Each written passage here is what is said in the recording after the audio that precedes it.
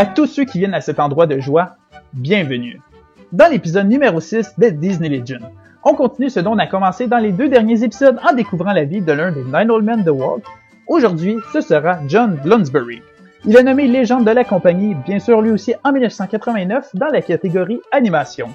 John était reconnu pour avoir une manière bien à lui de percevoir chaque situation de sa vie, mais également des histoires et personnages auxquels il participait à la création. Mais juste avant de sauter dans le vif du sujet, n'oubliez pas de vous abonner à la chaîne pour plus de vidéos sur le Disney Legend et l'histoire de Disney. Et sinon, n'hésitez pas à aimer et partager pour faire connaître et grandir Disney une histoire à nous. Trêve de blabla, John Lounsbury est né en 1911 à Cincinnati dans l'État de l'Ohio. Je suis pas sûr de la prononciation, mais il a passé la plus grande partie de sa jeunesse au Colorado. Il est le plus jeune parmi les 3 frères de la famille et ensemble, le plein air faisait partie de leur vie par la pratique de sports hivernaux variés et les voyages à la montagne durant l'été. Après tout, quant à vivre au Colorado, autant profiter du paysage. Le petit John était aussi le plus gêné de la famille, d'où il avait bon nombre d'activités en solitaire, dont sa préférée était le dessin.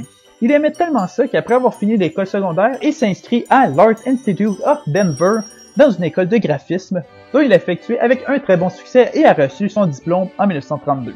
Il déménage à Los Angeles où il se trouve un emploi en tant qu'artiste commercial indépendant, en même temps de poursuivre ses études en représentation et communication graphique à l'Art Center School of Design. L'un des professeurs de John a remarqué un talent unique à son élève et lui suggère d'essayer sa chance au prospère Walt Disney Studios, qui était à la recherche de nouveaux animateurs à ce moment-là. John hésite beaucoup, pour lui c'est une étape très difficile, car comme je vous le disais, c'était un jeune homme très gêné, mais se lance quand même.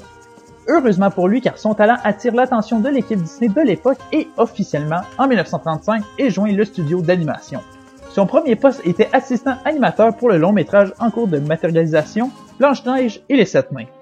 Bien que d'autres longs métrages fassent suite au succès de 1937, John est alors envoyé dans l'équipe de court-métrage des studios.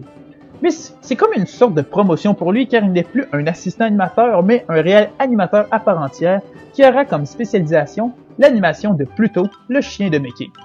Il participera alors à la réalisation des films suivants, Pluto's Playmate, Pluto at the Zoo, Private Pluto et bien plus encore. Son talent est des plus remarquables, chaque court-métrage qu'il participe est un succès pour la Walt Disney Company. Alors, John Lounsbury est promu au poste de directeur animateur pour la création du long-métrage de 1941, Dumbo, tout en s'occupant personnellement de l'animation de Dumbo évidemment, mais aussi de Timothée. Plusieurs autres longs-métrages sont dirigés par John, La Mélodie du Sud, Le Crapaud et le Maître d'école, Alice au Pays des Merveilles, Peter Pan, Les Aristochats, pour ne nommer qu'eux.